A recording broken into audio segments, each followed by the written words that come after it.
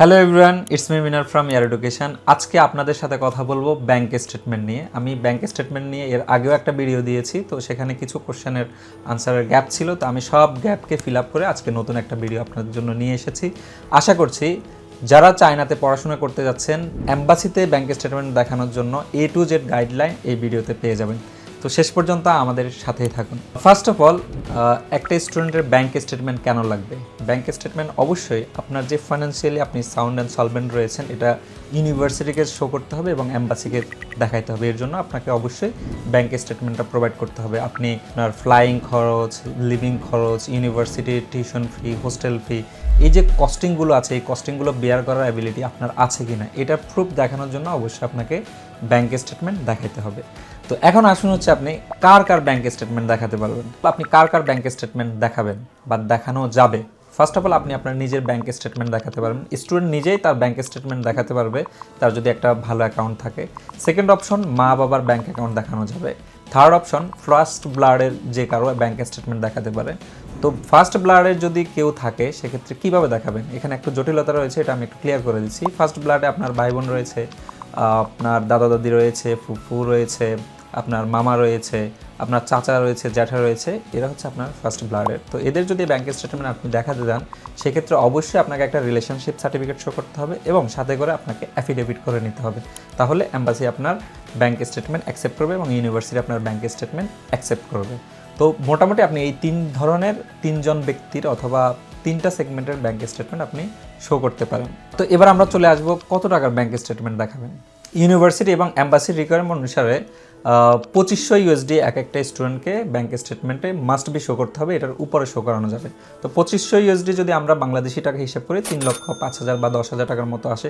তো আপনি 3.5 লাখ বা 4 লাখ টাকা দেখালেই এনাফ। আর যদি কেউ আরও ভালো অ্যাবিলিটি থাকে, আপনি আরও বেশি অ্যামাউন্ট দেখাতে পারেন, কোনো প্রবলেম হবে না। কত মাসের ব্যাংক স্টেটমেন্ট দেখাতে হবে, এটা সবচেয়ে ইম্পর্টেন্ট। স্টুডেন্টরা প্রায় এই কোশ্চেনটা করে থাকে। তো আপনি নর্মালি ইউনিভার্সিটি এবং এম্বাসির রিকোয়ারমেন্ট অনুসারে আপনাকে অবশ্যই 6 মাসের স্টেটমেন্ট দেখাতে হবে এবং আপনার যে অ্যামাউন্টটা রয়েছে 2500 USD প্লাস আপনাকে শো করতে হবে। তো এই 6 মাস যদি আপনার না থাকে, সেক্ষেত্রে আপনি কি করবেন? যদি এই 6 মাস আপনার না থাকে, তাহলে আপনি ট্রাই করবেন 4 মাস, 3 মাস, যেই স্টেটমেন্টই আপনার থাকে, তাহলে আপনি একটু ট্রাই করবেন আপনার ট্রানজ্যাকশানটা বাড়াবেন। ট্রানজ্যাকশান বাড়িয়ে আপনি 4-5 পেজ বা 6 পেজ, 2 থেকে 3 পেজ হইলো এনাফ, বাট ট্রাই করবেন একটু ট্রানজ্যাকশান বেশি করে আপনার স্টেটমেন্টটা একটু বড় করা। তো তাহলে অনেক ক্ষেত্রে এম্বাসি এটা রিসিভ করবে। তো অনেকে মনে করেন যে ভাই আমার কিন্তু 6 মাসের স্টেটমেন্ট রয়েছে, বাট স্টেটমেন্টটা 1 পেজ বা 1 পেজও ফিল আপ হয় নাই, সেক্ষেত্রে আমি কী করবো? তো আপনি ট্রাই করবেন আপনি 1 বছরের স্টেটমেন্ট দেখাবেন, অথবা 2 বছরের স্টেটমেন্ট দেখাবেন, অথবা একবার শুরু থেকে স্টেটমেন্ট দেখাবেন, অন্ততপক্ষে যাতে আপনার 2টা পেজ ফিল আপ হয়। আর যদি এটা আপনি না করতে পারেন, যে না আপনার শুরু থেকেই নিলে হাফ পেজ হচ্ছে বা সামথিং, তাহলে আপনি কি করবেন? আরও 5 দিন বা 6 দিন সময় নেবেন, নিয়ে প্রত্যেক দিন আপনি 3 থেকে 4টা ট্রানজ্যাকশান করবেন, 5,000, 10,000, 20,000 এরকম করে ট্রানজ্যাকশান করে আপনার পেজটা আপনি ফিল আপ করবেন। অর্থাৎ আপনার 2টা পেজ যদি আপনার মোটামুটি ফিল আপ হয়, তাহলে আপনার এটা গ্রান্টেড, প্রবলেম হবে না। এরপরে আমরা চলে আসি এই অ্যামাউন্টটা, যে অ্যামাউন্টটা আপনি স্টেটমেন্টে দেখাইলেন, এই অ্যামাউন্টটা আপনার কতদিন রাখতে হবে বা স্টে করতে হবে। তো নর্মালি আপনি যদি ইউনিভার্সিটির জন্য ব্যাংক স্টেটমেন্ট প্রোভাইড করেন, সেক্ষেত্রে আপনি স্টেটমেন্ট তুলে আপনার অ্যামাউন্টটা তুলে ফেললে কোনো প্রবলেম হবে না, এটা অত বেশি ইফেক্টিভ না। তো আপনি ব্যাংক স্টেটমেন্ট তুলে ইউনিভার্সিটিকে প্রোভাইড করবেন আর টাকাটা আপনি ইউজ করতে পারবেন, কোনো সমস্যা নেই। তবে এম্বাসির ক্ষেত্রে আপনার ভিসা অ্যাপ্লিকেশনের জন্য যখন আপনি ব্যাংক স্টেটমেন্টটা প্রোভাইড করবেন, সেক্ষেত্রে আপনার ভিসা হওয়া পর্যন্ত এই অ্যামাউন্টটা আপনি অ্যাকাউন্টে রেখে দিবেন। মানে অ্যামাউন্ট কমানোর কোনো প্রয়োজন নেই। যদি কোনো কারণে এম্বাসি বাংলাদেশ ব্যাংকে ইনকোয়ারি করে, যদি আপনার অ্যামাউন্টটা স্টেটমেন্ট অনুসারে না থাকে, সেক্ষেত্রে এটা একটা প্রবলেম হতে পারে। তো সেক্ষেত্রে এটা আপনার জন্য সবচেয়ে বেস্ট অপশন হবে, আপনার ভিসা হয়ে যাওয়ার পরে আপনি টাকাটা তুলে ফেলতে পারবেন।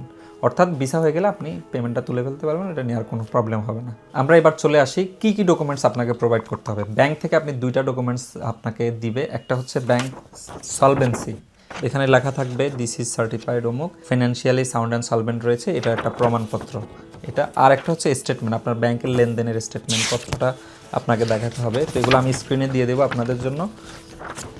এই দুইটা ডকুমেন্টস আপনাকে প্রোভাইড করতে হবে। তো এটা ব্যাংকে গিয়ে আপনি ব্যাংকারকে যদি বলেন তাহলে সেই করে দিবে, আর বলতে হবে এভাবে যে আমার ইউনিভার্সিটির জন্য অথবা এম্বাসির জন্য ব্যাংক স্টেটমেন্ট এবং সলভেন্সি লাগবে, তাহলে ওই ব্যাংকার আপনাকে হেল্প করবে বা ব্যাংকের ম্যানেজার আপনাকে হেল্প করবে। এবার চলে আসি কোন কোন ব্যাংকের ব্যাংক স্টেটমেন্ট আপনি প্রোভাইড করতে পারেন। এটা নর্মালি স্টুডেন্টরা কোশ্চেন করে থাকে।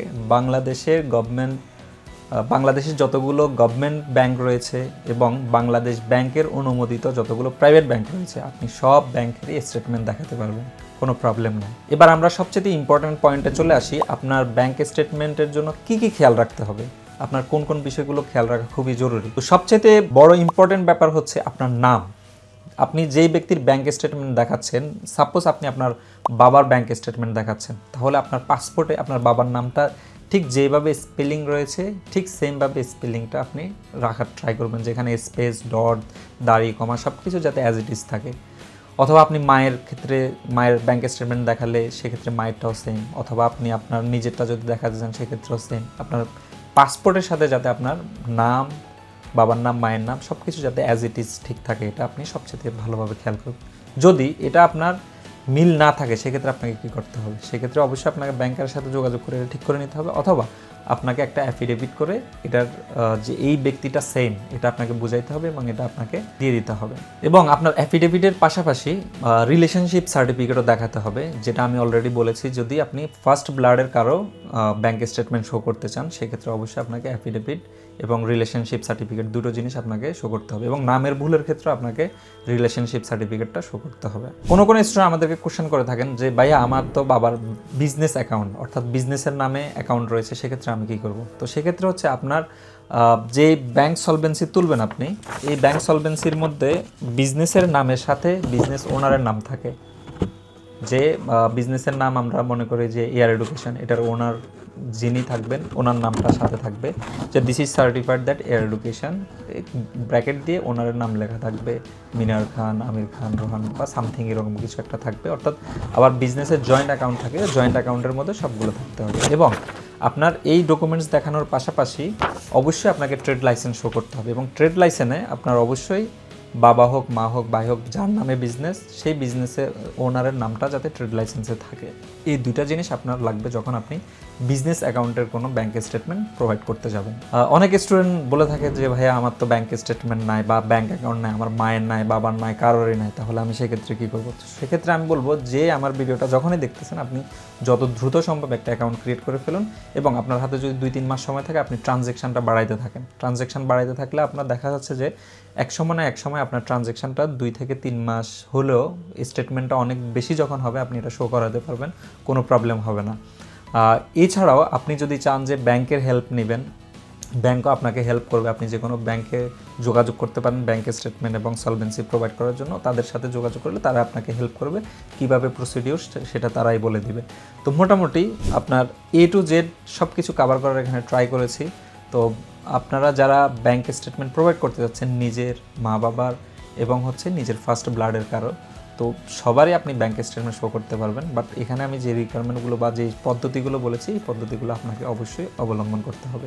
আরেকটা কথা বলে রাখি, ব্যাংক স্টেটমেন্ট নিয়ে যদি আপনার আরও কোনো কোশ্চেন থেকে থাকে অবশ্যই আপনি আমাদের এখানে কমেন্ট করতে পারেন, আমাদেরকে ইনবক্স করতে পারেন, আর সাথে সাথে আমাদের হটলাইন নম্বর দেওয়া থাকবে, সেখানেও যোগাযোগ করতে পারেন। আর চাইলে ডিরেক্টলি আমার সাথেও যোগাযোগ করতে পারেন। আমার পার্সোনাল নাম্বার হচ্ছে 01756502004। দেখা হচ্ছে এয়ার এডুকেশনে, দেখা হচ্ছে চায়নাতে, দেখা হচ্ছে এম্বাসিতে। Thank you.